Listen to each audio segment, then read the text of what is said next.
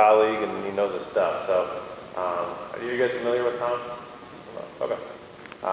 If you don't, you're lucky. I'm sorry what's going to happen later. Basically, our goal kind of in the spring and the fall, we try to bring in we do about 3 educational sessions that is open to anyone who comes, and membership as well. We had earlier this season, we had 4 or 5 of our professional players come and talk about their experiences, that sort of a thing. We're lucky to have Tom talking about the actual club fitting elements and what goes into it. Hopefully the technology cooperates and you guys can see live all the numbers, and had to unscrew the TV and everything today, so I really hope it works. And really, particularly if it's really a small kind of setting like this, ask lots of questions, get as much out of this as you can, really understand it. We were joking that I was going to introduce him and talk about all his names and certifications. It would take about 30 minutes to read all the letters after his name. So just been to a lot of seminars, you know. So really, use this opportunity to ask lots of questions. And a couple of you guys are actually going to come up and get to swing, and he'll take you through. I think you're doing wedge, irons, and driver, right? And ball. And ball. So hopefully this will be really, really educational. Do check out, we will have another one later this month. I think we're going to be talking more on nutrition, on the course, off the course, that sort of stuff. Frank is one of our new coaches, who's actually going to be a dietitian, so that'll be really educational. Then we'll get into more performance-based stuff and everything again come the fall. So we also, if you guys aren't familiar, on YouTube, we put up tons of free videos. You basically get all the information that I had to pay lots of money for, so utilize that. But without further ado, we're lucky to have you, Tom, so I will let you take it away. Thank you, thank you. So, yeah, let me grab some stuff. I brought a little outline, so maybe this will keep me straight, but I'll just let you guys pass those around. So let me start this way. How many of you guys have been fit for your golf clubs? So I know I helped you with some. So you guys, your bag fit? Somebody looked at it, everything, the problem is from your neck up, so. Yeah, well, I think the clubs do matter a lot. I would encourage you anytime you're getting new clubs to go get fit. There certainly is a fee to do it, but it's definitely worth it. I think you could associate it with coming here and working on your body. There's a fee for that, and it's definitely worth it. So, get involved in the club fitting process. So my goal tonight is I'm going to take you guys through the process that I follow to fit an entire bag of golf clubs. So from putter to wedges to irons, driver, and then we're going to do a little ball testing at the end, because I got some pretty good information when I was out west about ball fitting. So it's really pretty interesting to kind of go in that category. So let me grab my outline and we'll get started.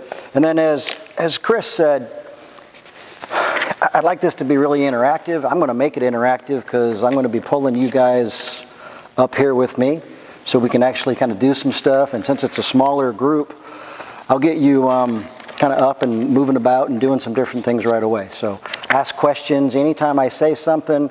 If I say something you don't agree with necessarily, stop me. I'll say this quite a bit, and it's in the notes for you too, that there's no absolutes in this club fitting world. I know you go online and you'll hear that this shaft, it's low kick, or it does this, and it's designed to help you do X. That may be, but you, the player, might be doing Y, and it may not apply, right? So that's why we test. That's definitely why we test, and we test all the time. So, okay, when we're fitting, in the whole bag, there's 5 elements plus the golf ball, right? So we're going to do driver, irons, wedges, putter, and then the fairways and hybrids. Please understand this too. So if you are getting fit for your golf clubs, for me, part of that process is, like if you're doing your whole bag, I want you to get driver done or irons, so that basically you've got kind of top end and then low end, and then we would determine what the longest playable club in your bag would be, longest playable iron, and then that gap between the longest playable and your driver is how we would fill the fairways and hybrids. So in my opinion, when you're doing a bag, you can't really get to that until the player has those new clubs, and then you can actually get real-time data. Okay, so very, very important there. And then, like I said, we'll do some golf ball fitting. At my facility, and we're very, very fortunate, we have a wonderful facility. We have all of the tools from all the different manufacturers, so I'm fortunate enough to have the Callaways and the TaylorMades and the Titleists, everybody there. And we've been doing it long enough and enough fitting that we're on kind of a premier level with everyone. So we have all of the tools that we need to fit with from all of those manufacturers, so it really helps. My fitting style, one of my teachers told me this the other day, and I had to kind of Google it. We fit agnostic, or agnostic. I'm going to have to Google it again, I think. So an agnostic fitting approach, basically what that means to me is it's an open competition, right? When you come get fit at our facility, we're going to have all of these clubs there. We're not going to say to you that Titleist is going to win or TaylorMade's going to win. We're going to test them all against each other, and then whoever wins, whoever's best for each of you guys as individuals, that's what we're going to go with, right? So really, really huge there. Also fortunate at our facility, we have a lot of really nice tools. We have a couple of TrackMan. We use Sam Putt Lab, Sam Balance Lab.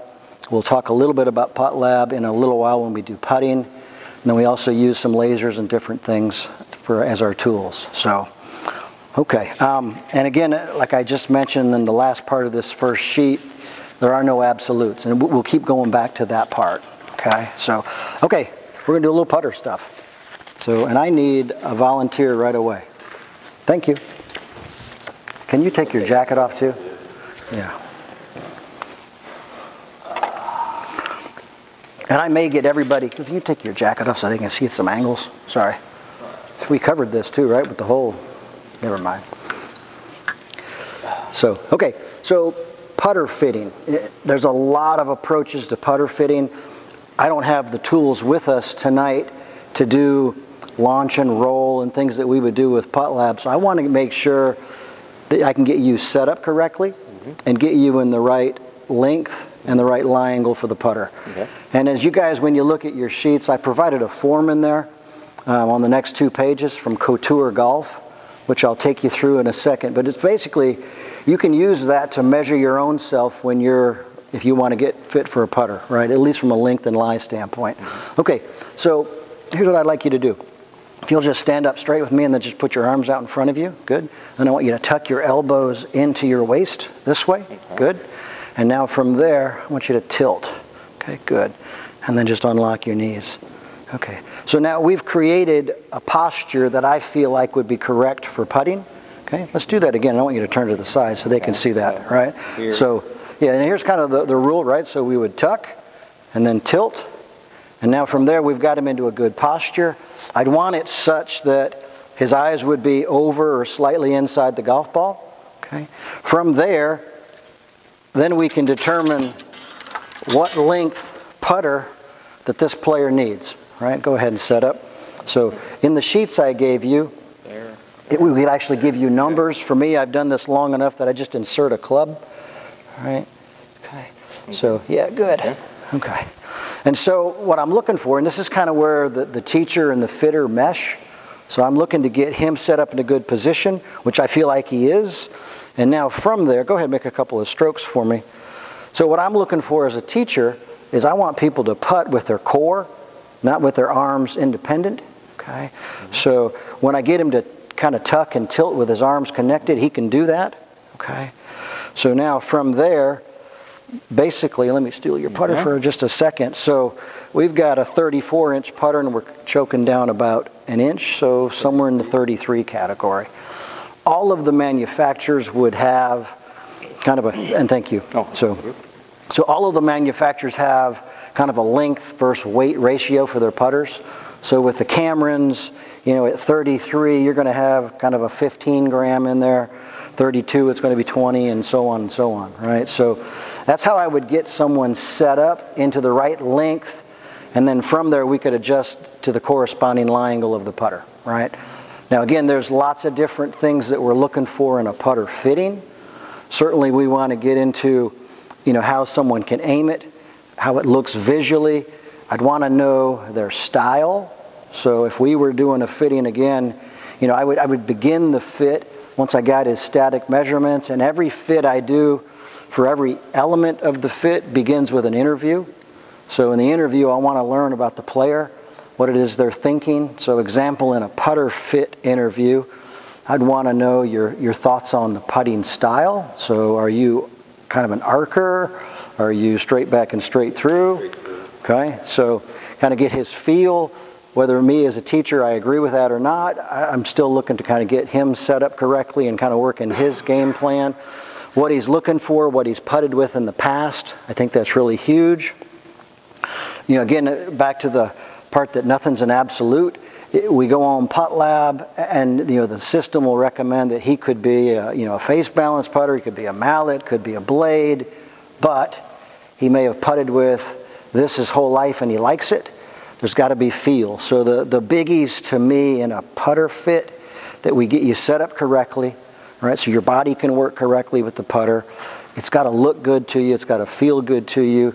And probably most importantly, I feel like you got to be able to aim with it. All right, so depending on how you view things as a player, are we looking then for a putter with lines? Are we looking for just kind of something open like some of the Odysseys, like the 2-ball things? There's a lot of different styles out there, what matches what you want to use, right? So, okay, makes sense? Can you just quickly, Tom, talk about the weight? You said there, I think you said the shorter the putter, you want to have a heavier weight. Shorter the putter, the heavier it's going to be. Then obviously longer, the lighter, right? And that's just, it keeps the swing weight balanced, essentially. So that answer the question for you?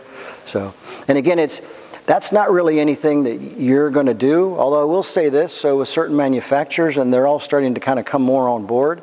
So Scotty Cameron is going to be able to handle that. Adele will handle that. Some of the other companies, like Ping doesn't do any weighting.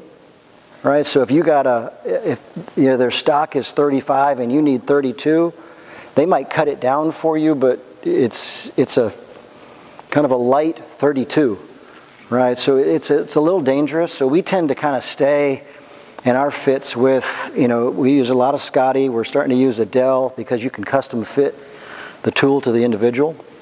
Okay, so a really good question, and that's an important piece. So the downside to it is they're very expensive, but pretty important tool in your bag, right? So, yeah. So if you cut it down and you don't change the weight, I know you said it's the swing balance, but what does it do to the performance of the putter?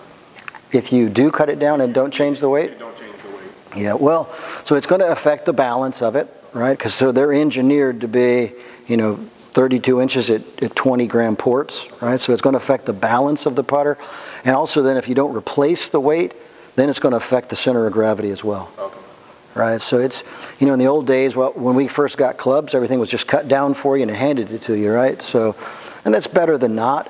So if you're not going to do that, certainly cut it down and then get some lead tape, put it back on, but where you put the lead tape's not necessarily going to match the COG, right? So you can kind of get close, but maybe not totally there. So, okay. Questions putting? Okay. And I'm going to move through some of this stuff pretty quickly because I want to do some hitting. Okay. So, moving on, and keep doing that. Ask me questions anytime. So, next part, wedge fitting. I'm just scrolling through a couple of pages. So, and I was really fortunate, and Ted wants to hear this part because I was really fortunate. I spent a week out in San Diego and down in Carlsbad and did some work, and so we spent a day and a half at Titleist, spent a half day with Mr. Vokey himself, which that's kind of a home run anytime, right? Yeah, that guy's got more wisdom and knowledge than anybody out there. So, so again, it's going to begin with the interview process and what we're thinking about, what you need to be kind of looking for. For me, I'm going to ask them if they're brand loyal. There's certainly a lot of Vokey people out there, and I wouldn't change them if they are. They have the most options. But what is it that you're looking for? Are you looking for a forged club? Are you okay with a cast club?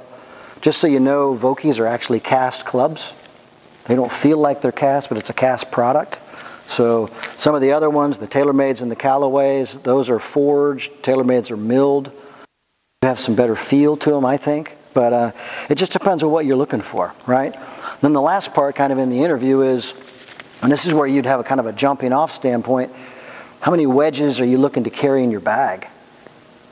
Right? So certainly with the modern clubs and the way we're setting up our bags, because clubs are so strong lofted, I don't see many times where we can't, or we just have to get into 4 wedges in our bag. I don't know that there's a way around it. If you are going 3 wedges and you've got modern tailor-made golf clubs, for example, I mean, you're going to have some pretty serious gaps between your pitching wedge to your whatever, right? And then if you choose to be a player that carries a 60, holy cow, you could have 10 degrees of loft between wedges. So it'd be really, really difficult, right? So, okay, so fitting process. And again, part of my goal here this evening is to kind of take you through what I would do, but when you go get fit, make sure some of this takes place. So fitting wedges, first thing we need to do, we got to get a handle on how far your 9-iron and pitching wedge go, or your pitching wedge and gap wedge if that's going to be in there as a full swing club, right? Once we get those yardages, and that's where we'd kind of kick it in with Flight Scope or TrackMan at our facility. Once we get those yardages, then the first thing we're going to do is we're going to discuss and then put in place clubs that'll help maintain yardage gaps. So somewhere in the 15-yard range would be acceptable. Tighter than that would be even better, but somewhere in that category, right? So most of the time for me, I like people to kind of go in like 54, 58, just so we can maintain tighter distances, full swing distances. Other players insist on having more loft with a lob wedge and a 60, which is fine, but again, it's going to open up the gaps again, right? So it depends on what you're looking to do, but that's the first part of the process. So within that process too, I'd want to get as close when we're testing with the wedges, the shaft that the player's using. So one of the tools we have from Mr. Vokey is we have every wedge that he makes, plus we have a fitting pack of all the 54s available with shafts that we can plug in, like every other kind of fitting tool. So I have like 27 different shafts that allow us to kind of plug in the shaft and match to whatever you might be playing. Again, the distance is the major piece. Yes, sir? So is it not a good idea to have your shafts and your wedges the same as the irons that you just got fitted for? Mm-hmm. Yeah, it is. And I'm gonna tackle that for you, yeah. So hang on to that for just a second. But yeah, we're gonna definitely look at what shaft that you have and match it up if possible, right? So from there, we're gonna go over to the short game area, right? And we're gonna kind of it's still on the same page. So we're gonna go over to the short game area, working on what grind, what bounce is effective for each player. When we get there, we're going to go into the bunker first, right? Particularly, it's a sand wedge, right? I know we use them in a lot of places, but I want to see how that club performs in the bunker for you first. From the bunker, then we'll go out and we'll get into the different turfs. But I want to know what loft, grind, bounce is going to help you guys perform correctly, okay? Question. You guys ask them, I get to ask them too, right? So, bounce. Who can define bounce for me? Uh-oh. The angle of the bottom of the sole or the leg. Mm-hmm. Yeah, absolutely, yeah. So it's kind of a technical answer, right? So it's the degree, right, that the back edge, the trailing edge is higher than the leading edge, right? And that's why most of the clubs now, right, so this is their new D grind, so 58, 12, so 12 degrees bounce. So bounce, in my opinion, in determining what bounce the player needs is really critical in the wedge. If you don't have the right bounce in your wedges, you're going to dig too much, maybe bounce into it too much. It's really, really critical, right? So, and again, even there, going back to the absolutes, so Vokey has this wonderful thing and it helps the masses, right? They'd say, if you're a slider, right, you're delivering the club really shallow through the hitting area, well, we'd need a club with very little bounce. If you're a digger, right, the guy that's just really down on top of it, you'd need a lot of bounce. Again, that's a good starting off point, but how do you perform, right? So for me, I'm very shallow coming into the golf ball, but I prefer a club like this in my most lofted club because it helps me in the sand. It helps me not dig, all right? So I really prefer this, even though if you looked at my stats, I'm definitely a low bounce guy, right? But I prefer more bounce. And then the other side of that would be, so when you're building the wedge system for the guy, we play in all kinds of different conditions, all right? So even staying here in North Carolina, I mean, from season to season, right? In the springtime, it's rained all day. We're playing on dormant Bermuda and it's wet. That's a kind of a different, you can have a different wedge for that, right? Flip that over into summertime and that same Bermuda is now harder than this stuff, right? So I prefer when you're building your wedges that you have a 54 or whatever the middle wedge would be in a certain grind and bounce, and then the 58 a little different from that. So I'd want one with a little higher bounce, one with a little lower bounce, just so your game can kind of blend, right?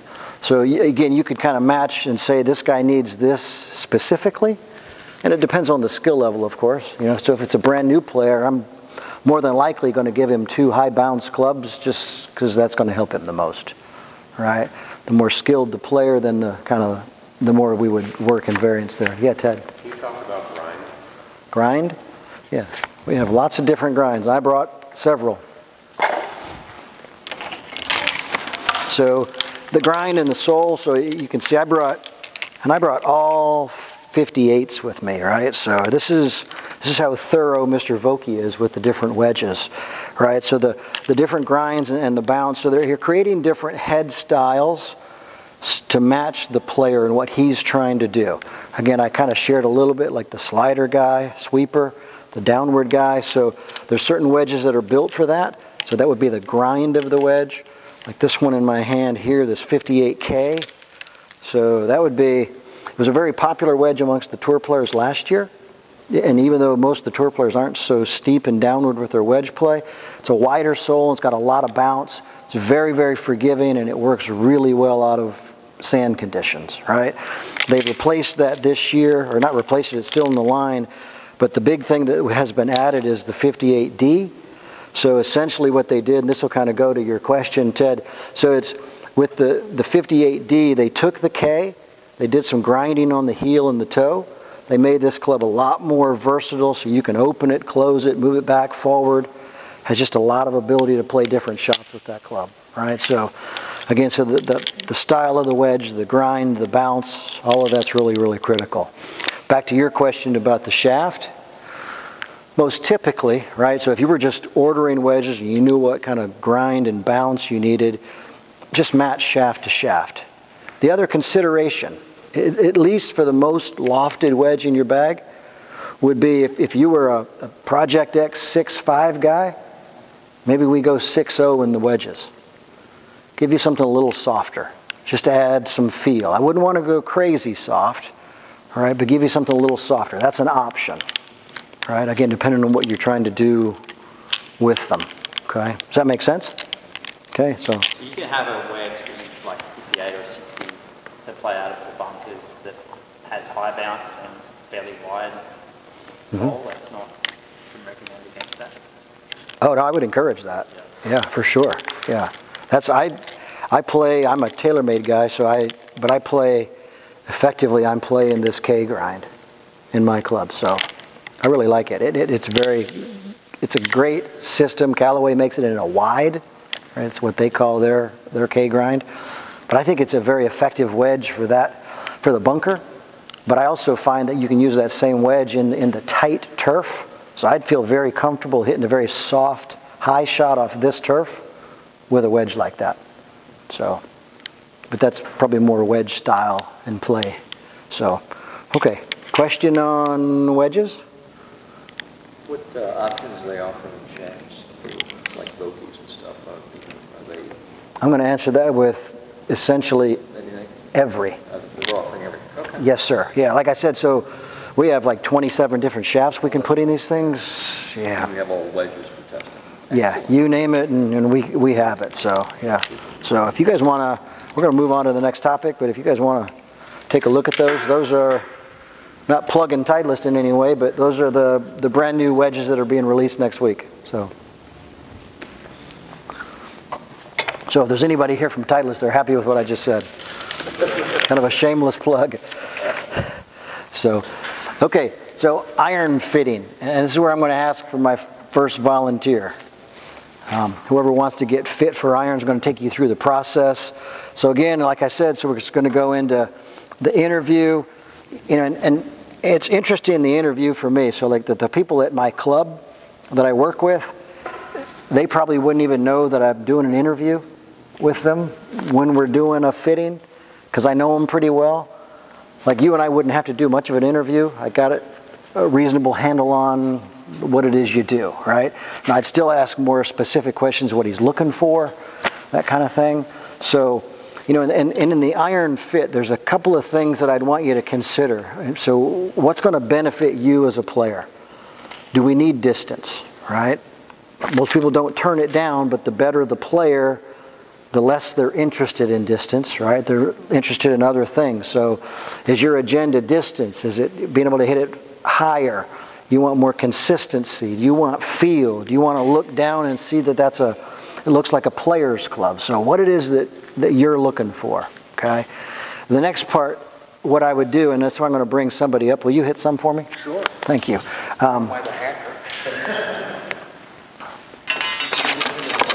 Hit a few of those for me, just right there.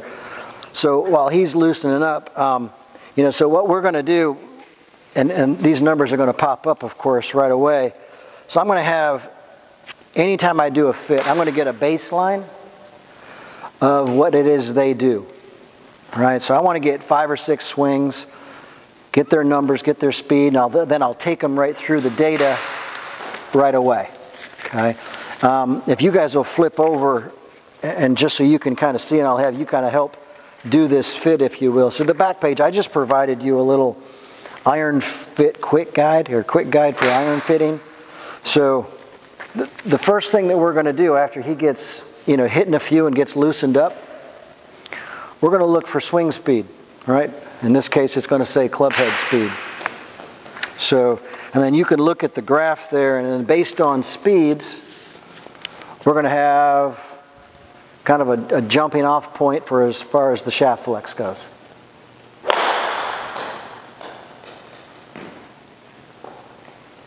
sure that's big. Okay. Hang on for technical difficulties. Yeah. Oh, I'm afraid. You won't hit him. Well, this swing speed, he'd never notice. Okay. Okay, so let's go through a couple of things while Ted's checking on that. So for you as a player, if we're fitting you for irons, what specifically would you be looking for? Distance, forgiveness? I think because I'm just getting into it. D, all the above? Okay. I'm probably not hitting it perfect every time. Yep. I had a complete shoulder rebuild, so I'm just learning how to swing this thing again. Okay, here comes a shameless plug, right? So before I went to California a month ago, blew out my back with my dog and fixed me up. My first round in California, 7 birdies. So thank you to Ted. Yeah. So so he's hit, and again, you're not picking on him, but you can see, so he's hit, what, 5 or 6 shots? So kind of, you know, a little bit all over the face. So you're going to want to kind of take him into something that's going to benefit you with forgiveness, right? Numbers back up. Okay. Yeah. So hit one more and I'll share with them. So club head speed. So where are we going with this guy? So probably something in the light category, senior maybe, right? So he's looking for distance, looking for forgiveness, and I always, so take a break for just a second, please. So, you know, what I'm looking for, so club head speed now, we're kind of sneaking up on regular maybe. And here's what I think, you know, because this guy, he's getting started, he's making a comeback. Again, it's like I said, there's no absolutes. You put this guy in where the shaft guide says to put him for right now, how quickly does he outgrow that thing? Pretty quickly, right? So I've just sold him a $1,000 set of clubs, and then 2 months later, we're going to sell him something different. That's the wrong agenda, I think. So I would probably go more in the regular, maybe something light for him. You know, it may not fit perfectly today, but give you some kind of room for growth. Yeah. So, you know, going through the pieces, right? So, want to see club speed, ball speed. I showed you a little bit, and we'll do this more and more with the driver. I want to know where you're hitting it on the club face, particularly as we get more into fine tuning. In his case, just coming back, you know, it's going to be in kind of a pretty wide spot on the club face, but I want to see where all that data is. Smash factor, just kind of taking you guys through the numbers. Smash factor is, it's an efficiency rating. Kind of shows you the quality of the hit. We'll deal more and more with that with the driver. Total distance, again, I think this would be a huge piece. If we can get him more distance, get him some consistency, really, really important. I explain the numbers to people when I'm fitting, but I explain really to them the numbers that I want them to see and understand. So in your case, I mean, all this spin stuff and all that should be my job to manage that. It's pretty simple in the agenda. He wants to know how far it went, and then the number I'd want him to really understand. So this vertical descent, in TrackMan terms, that's called landing angle. So basically, can you scroll back to where it shows the picture of the launch so I can explain that to him? Oop. Yeah, there we go. Okay, so vertical descent or landing angle. So basically the ball has reached its apex and it's measuring how the ball is coming out of the sky. That number needs to be 45 to 50 in order for the ball to stay on the green. Okay, so if it's south of that, and you can go back and, so in his case, that last one was 39, I believe. You know, so I'm going to be looking for a club that's going to help him get it to go higher and come down softer, particularly everything going to Champion Bermuda. If it's coming in at 39, then it's going to be pretty difficult. And I'm going to put a different club in his hand in just a second. But then also I'd like you to think about, because remember we talked in the opening about determining like the longest playable club? Well, now that's where we're getting to it, right? So if the 7-iron is coming out of the sky at 39, well, the 6-iron's coming down lower, 5-iron's coming down lower. At what point have we reached the longest playable iron, right? So, and that's, right now I would say to him, it's that, but I'm going to put some stuff in there that'll hopefully help him, right? So, make sense? So, okay, let me build something for you. So we are going to go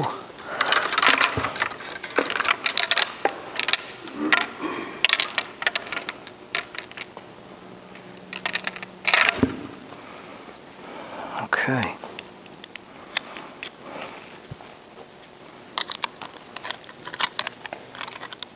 Time for the ball to go farther. And so I am, for me, and I always want people to understand what I'm doing, so giving you a new club, I'm giving you a much bigger club, wider sole, a lot lower center of gravity, so the forgiveness that you're requesting is built in. I went graphite because I want to kind of take some burden off and then also kind of help you with some horsepower. Okay? So let's hit a couple with that. Makes sense so far?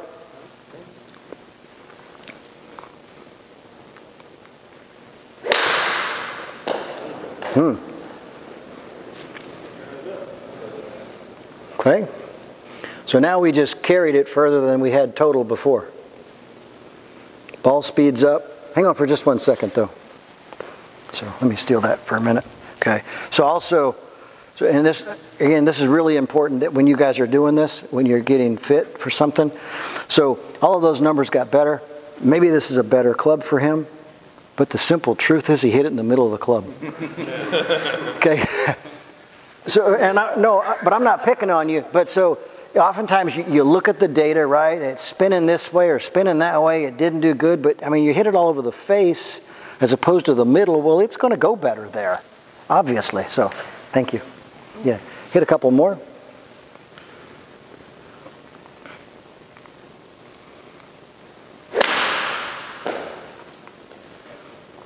We may need to order you a set of clubs.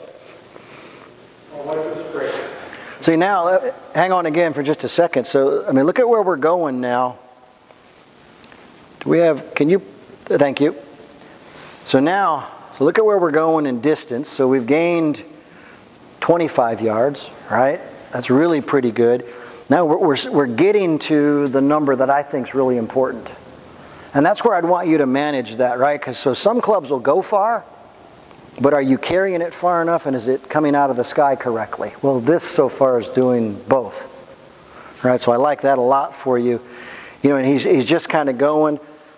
So let me add this. Again, this is kind of some of those absolutes. And I'll say this part for you. I'm not the shaft guy, right? Meaning, I understand all the shafts. I can tell you what they do and what they can't do, but there's no absolutes. So I never try to put someone in a shaft that's an upcharge shaft unless they really just want it. All the manufacturers build and have available a lot of equipment and a lot of shafts that work, and their baseline shafts help quite a bit. So I don't think you need to go into that upgrade thing. You don't need to play the shaft that Jordan Spieth is playing, right? Because that orange shaft's going to cost you an extra $250. If that's what you need, then we'll get it for you, but I'm going to try to save you some money. So in his case, I feel like right now, if we're doing an iron fitting, and again, if we were doing it at my facility, we would have tested now. I'd know for sure that that's the head type I'm looking for. That's the shaft flex I'm looking for. Now I'd start testing that TaylorMade against some Callaways, right? And once I know that, I wouldn't pull out certain clubs. Like most of the Titleist world, I would not put in your hand, right? Most of the Mizuno world, I wouldn't put in your hand. Okay, I'd be looking for clubs that are going to help you with forgiveness. So Pings would be good, Cobra would be good, TaylorMade, Callaway, giving you some clubs that are going to help you with some forgiveness and launch it. Okay. The other thing that jumps out at me for him would be, because you know what he explained to me in the interview, I'd want to test him in some lightweight steel just to see. I know I can get him more bang for his buck right now with that shaft, but maybe down the road. Right, so something a little lightweight in the steel category. So let me borrow that club again if I can. Nothing crazy heavy. Yeah, thank you. How'd that feel? Real nice. Yeah. Can you write up a prescription for him, Ted? Tell your wife you came to a seminar and you just spent $800. The seminar was free though. Yeah.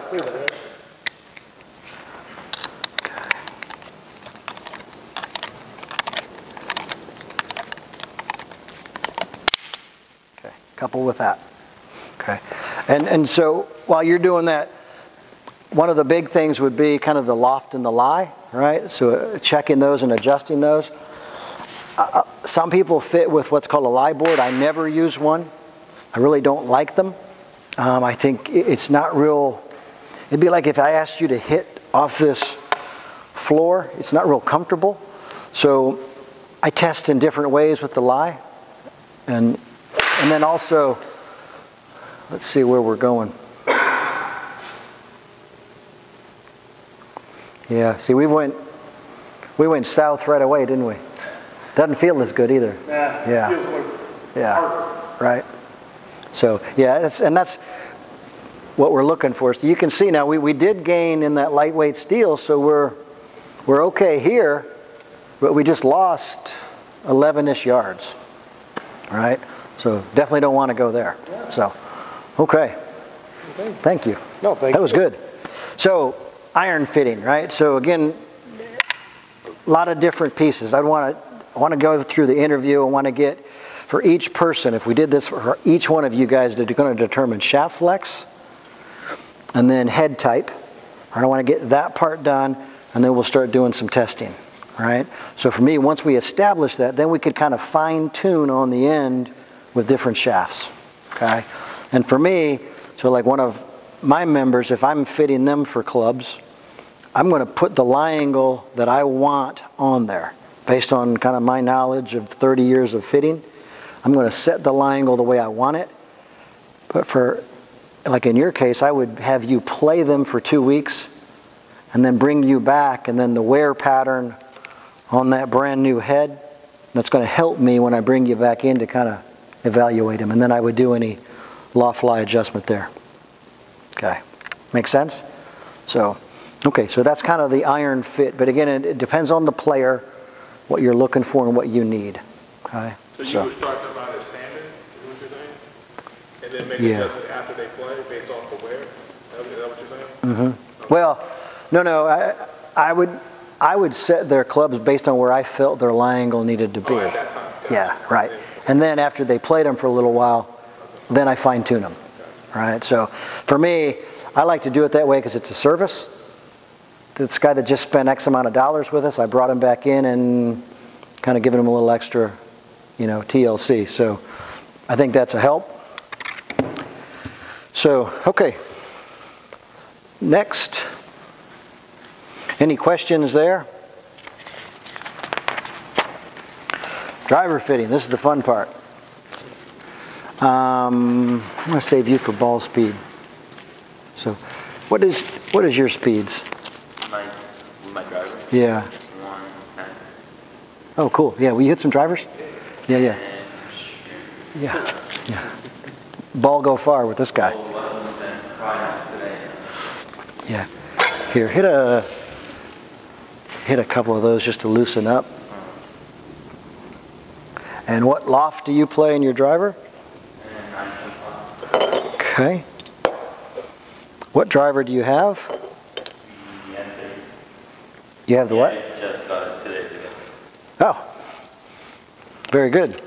What shaft do you play? I don't know. That's like 63 grams. Okay. So again, same kind of thing, what he's looking for, in the interview part. He obviously with those speeds, he hits it far enough. So what's important for you in a driver? Distance. Distance, okay. And straight. Straight, yeah. See, that's the modern player with that kind of speed, right? They just bash it and find it and wedge it. Okay, loose enough? Mm-hmm. Okay. Oops, hang on. Let me do a little adjusting.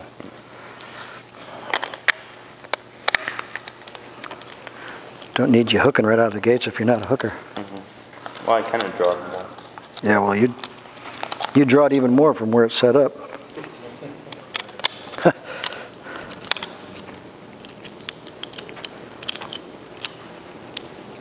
Maybe.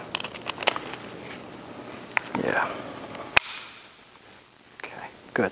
So, again, kind of getting a baseline. This is where I always want to get a baseline of. Just in case. Yeah.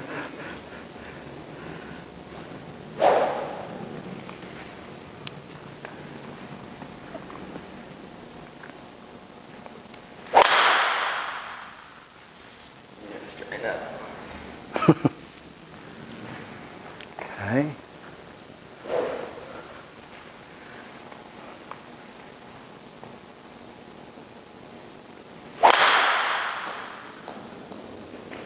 A little better there. Too high. What's that? Too high. Got a high on the face? First one a little heely. Good.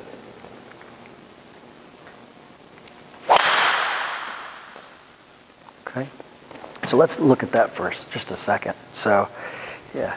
So he's kind of gotten all of them a little bit high on the face, right? So now I want you to think about this, again, going back to when we were talking about the iron, where someone would hit it on the face, right? And then we'll talk a little bit of gear effect too. So, so he's hitting it basically in the middle, but pretty high. So if you're hitting it high on the face, what's that going to do to the launch?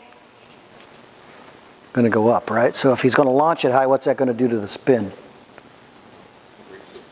Yeah. Okay, so there's some pieces there that we kind of want to manage.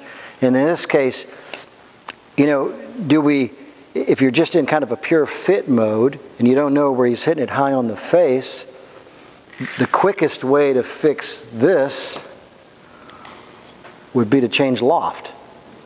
All right, if I shoot loft off this head, and even if he hits it in the same place, that spin's going to go down, right? Now, he hasn't hit one, admittedly, that you're pleased with yet, right? So he can hit it a long way, but if he gets it more in the middle, it's going to go better, of course, but it's going to spin high there. So what happens if he hits it way out on the toe? Where's the ball go? Left, yep. And where's the spin go? Yeah, higher or lower? So hits it on the toe, ball's going to go left, spin's going to go lower, right? Same thing in the heel, right? Hits it in the heel, it's going to launch where and spin where? You didn't know there was going to be a quiz, right? Okay, yeah. So that's kind of the slowest place to hit it, of course, is the heel, right? And that's where it's going to spin the most, going to spin the least on the toe, right? I want to show you something because I brought this with me and we'll pass this around. Sorry, I'll get you back in the game in a second. So is everybody familiar with this? Kind of, this is TaylorMade's view of what they call twist face. But I want to begin it with a little bit of what we just talked about, right? So when I asked you guys, if he hits it off the toe, where is it going to go? Hits it off the heel, where is it going to go? So the term for that is called gear effect, right? So basically, if you hit a ball off the toe, right? So obviously you hit it off the toe, the face deflects open, then the gear effect takes over, and the ball goes back to the left, right? So what did TaylorMade do? And I think this is really pretty good, and you probably found this when you tested as well. These are more accurate drivers now. So example, we'll go back to the toe hit guy. So on the twist face, so the toe hit, so they opened it up, added more loft, right? So now, kind of taking that same gear effect, now that guy that was going to hit like a 20-yard hook, because he hit it off the toe, they tightened that dispersion. So this is real. It really is real. Now, you hit it in the middle, you got nothing. The middle's the middle, right? And also, for those ones that you hit it really bad, I'm sorry, it was just a bad swing. You saw that. There's plenty of TaylorMade guys out there playing that are missing fairways. So you hit it really bad and it doesn't go so well. But it's going to be okay. It's going to give you a much more accurate shot. Give me one more. We'll see where you can go in the club. But at this point for him, from him, he wants to go farther, right? So the first agenda is getting rid of that spin.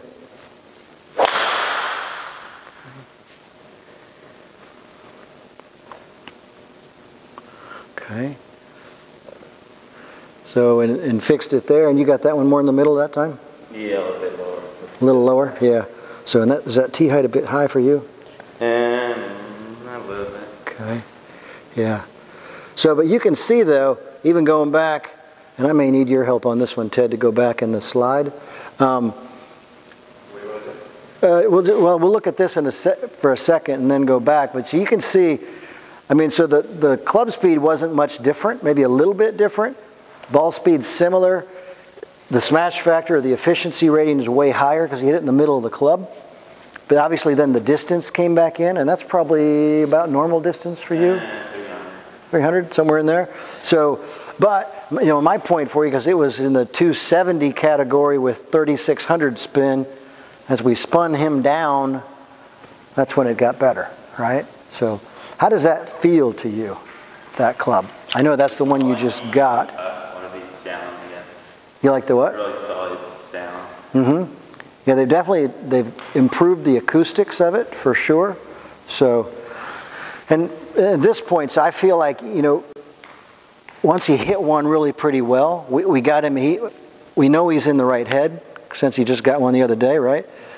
But, so we know he's in the right head, the right loft, because it's now spinning correctly.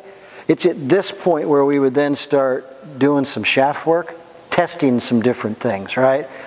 He swings hard. It looks like he wants to hit it hard.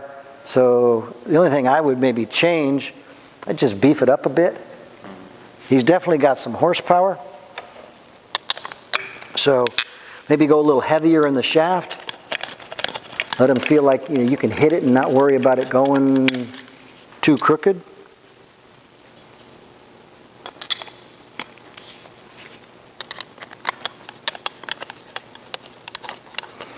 Still getting them kind of high, aren't you?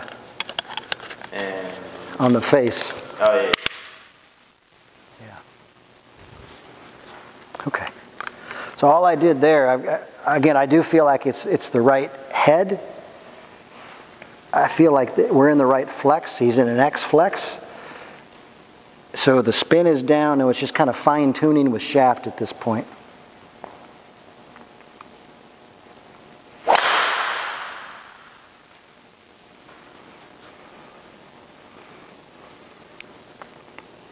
Okay. A little high again.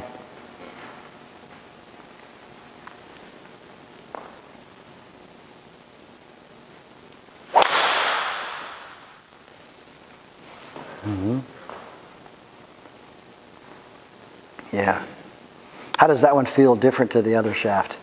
It's a bit harder. Too hard? Have we exceeded it? And what is this? That's just, it's a tensei.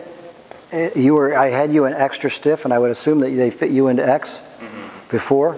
So I had a blue tensei, which was a little lighter. So I just added a little more weight to it. Right? And that's, I think you got to get the feel from the player, and then each of you guys, when you're doing it, what feels good to you. It seems like it's a little boardy to me with him hitting it. But it also allows him to kind of crank it up. So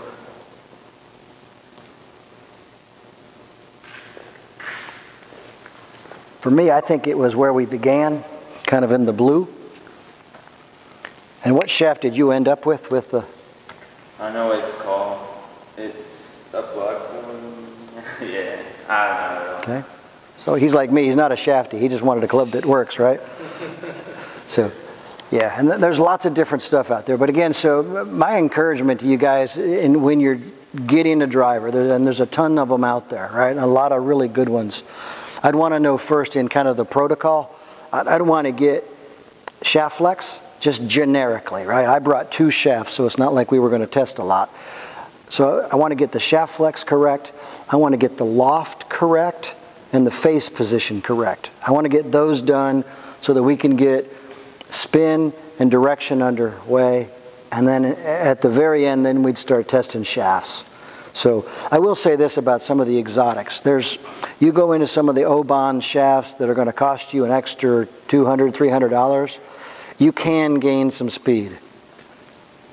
Is it worth that to you? I leave that to the player, right? Because you're going to turn a $500 driver into an $800 driver pretty quickly. So can you get the same performance? Like in your case, you're just starting off. You don't need anything exotic, you know. He might, and he might want it, right? But I think he could still get from the tailor-made shaft offerings. He could get something that's pretty reasonable. Right? So, okay. Questions, driver category? Just talk the loft, 9.5, 10.5, etc. Like obviously it affects launch and spin. Yeah. But should it have a sort of certain starting point? Because I know players that have high spin speeds still have higher loft, and obviously people that do long drive competitions have very low loft. Right. Can you talk to that a bit? Yeah, well, it depends on what, that's a really good question. It depends on what you're trying to achieve, right, as a player. If you're looking to hit it a long way, excuse me, looking to hit it a long way, there's something for you. If you're looking to hit it straighter, there's something for you. My agenda would be to kind of pick and choose my battle, right? So that the opening swing we looked at, and it was mostly because he hit it a couple of times high on the face. But the piece that was standing out was the spin rate. So for me as the fitter, right away I'm going to, okay, what can I do to help his spin? Now obviously we saw why it was spinning because it's on the face. But say he's hitting those in the middle and it's still spinning like that, and we start him out at 10, I'm going to start going 9, I'm going to go 8 until I can get the spin down, right? And then when I'm looking at direction, I'm going to start doing some adjustment to the face. All right, so I might make it more upright. I might choose a head that's a little more draw shape, depending on the player, right? So that's kind of where I'm going to go in the head category. If the guy just can't get it to go high enough, then we're going to start adding loft, right? Or even the slower swing speed guy, then a little bit more spin's okay. I think that's, it depends on where you're going. So you got to read the whole thing for each player. So, okay, questions?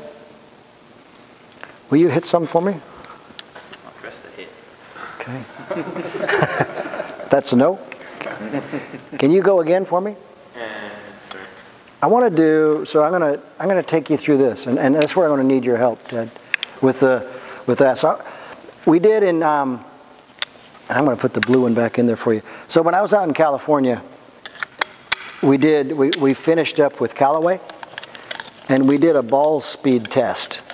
Now the people at Callaway don't like the people at Titleist, right? They just don't.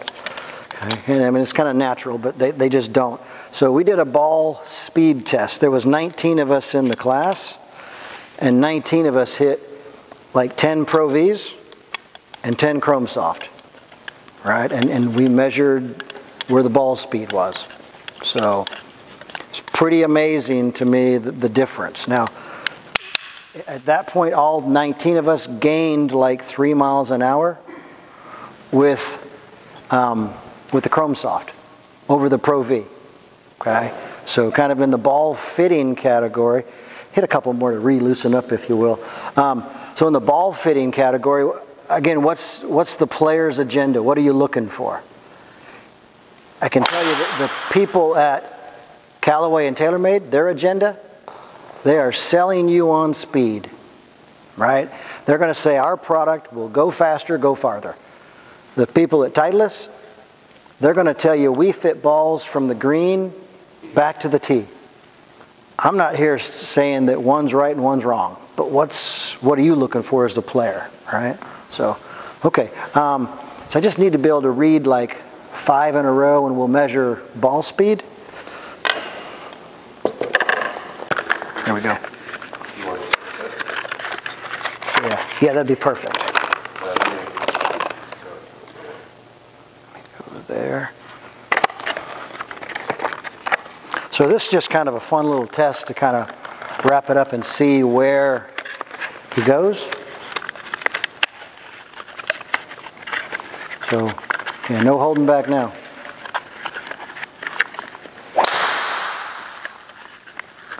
So really just looking at ball speed, guys, for this test.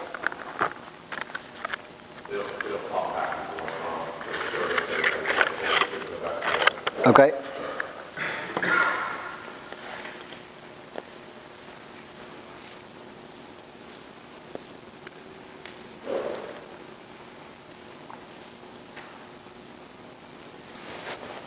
Okay.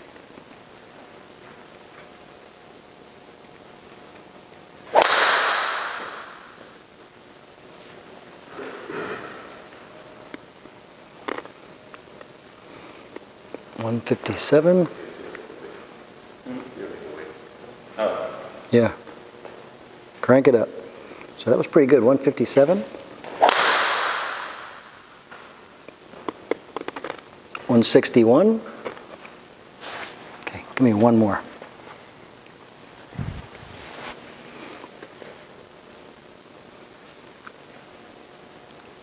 May serve for you guys to replace some of your balls, because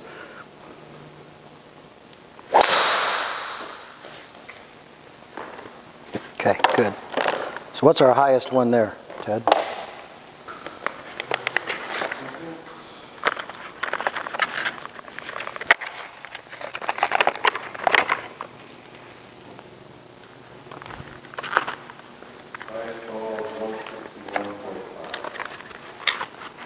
And what do you play normally?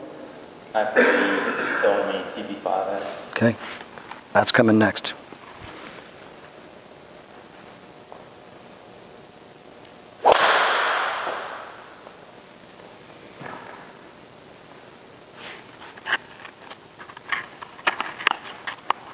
Good hit or an endorsement for Titleist?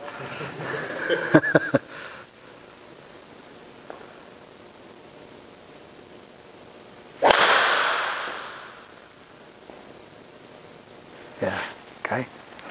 Good. Okay, so we got that. One more.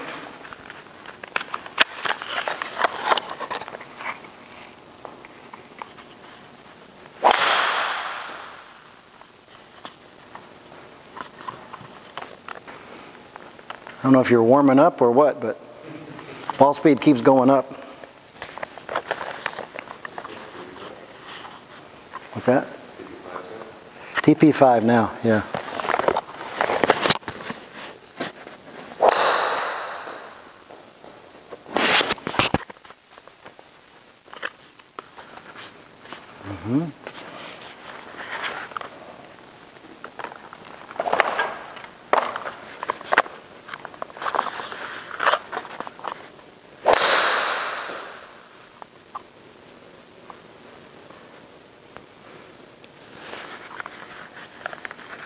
Got one more?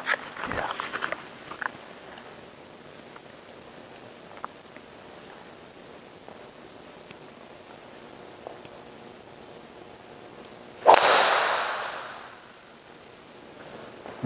Cool, thank you. You don't even got your workout in tonight, didn't you?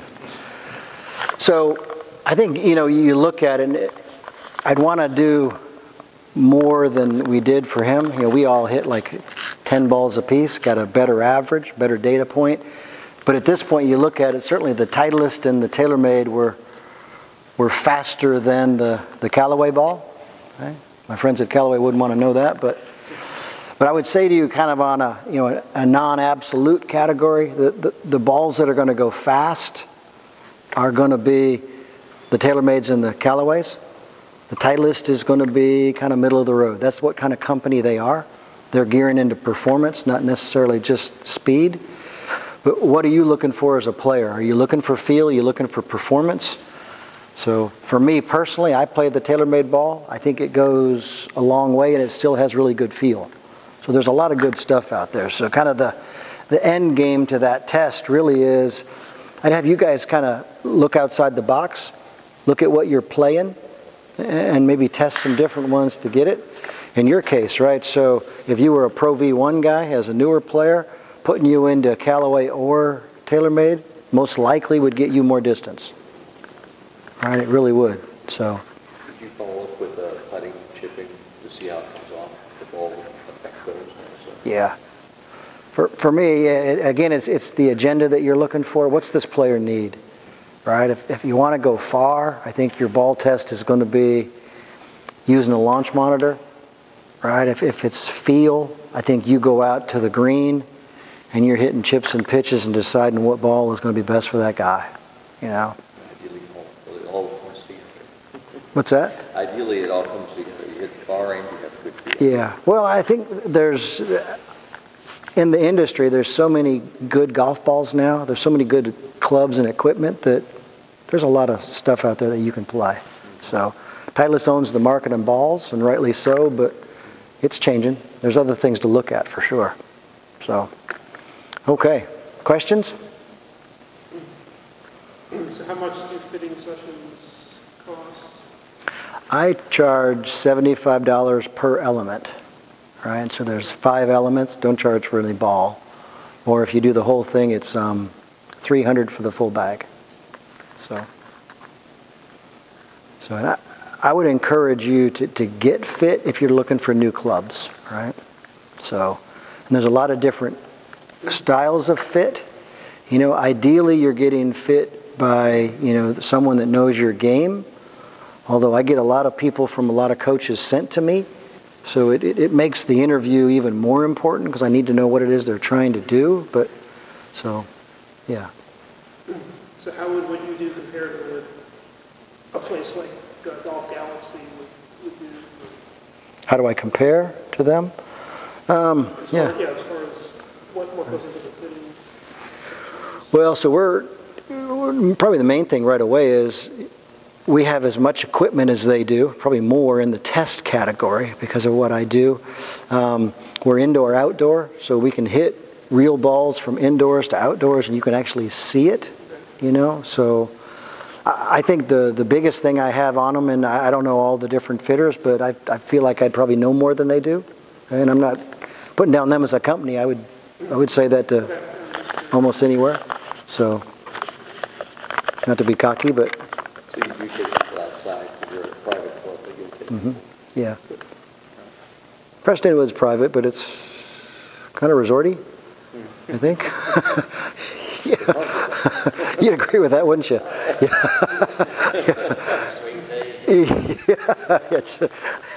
Yeah, it's Prestonwood's not Old Chatham for sure.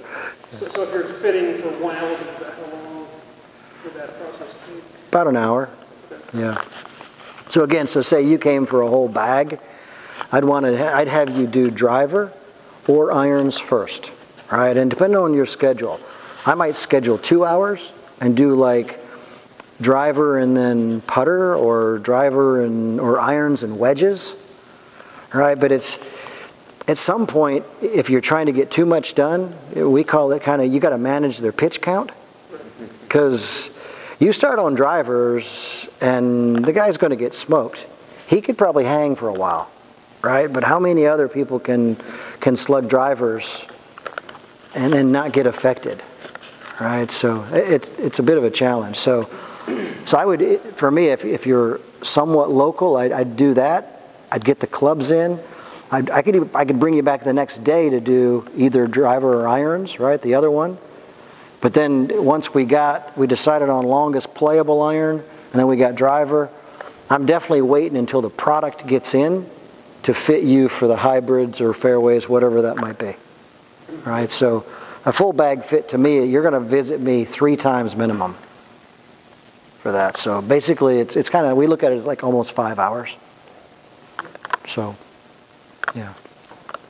With wedges, back to them, do you mainly, because that's the next thing I'm going to come and see you about, do you mainly fit them for full shots or for around the green? Both. So the jumping off would be, we get your yardages, gap or 9 and pitching wedge, right? Yeah. And then gap fit from there.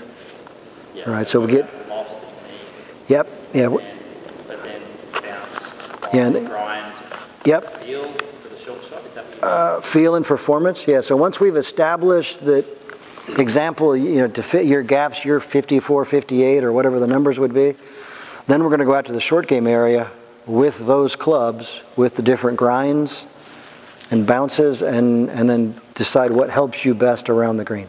Yeah. So am I going to, and I'm not good enough to feel, but should I notice that on a full swing the difference between, say, a 12 degree and a 10 degree bounce? Absolutely. Okay. The better the player, the more they'll feel, but I think everybody will feel it. Certainly like in a full swing setting, if you increase the bounce, it's going to help you flight it down better, right? Which would be a big thing for you anyway, right? So, yeah, you'll feel it. And then adding the shaft, you know, to that, we can test, like we talked about, test the shafts that you play anyway. So, yeah. I think that's a piece of the game that people don't fit enough.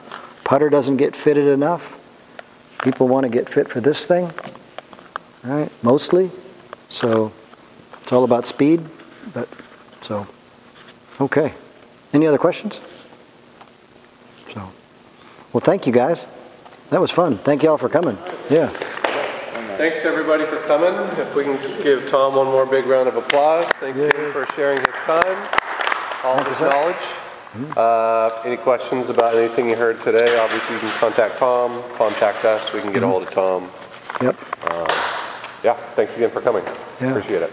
If you ever hurt your back picking up a dog, I got you.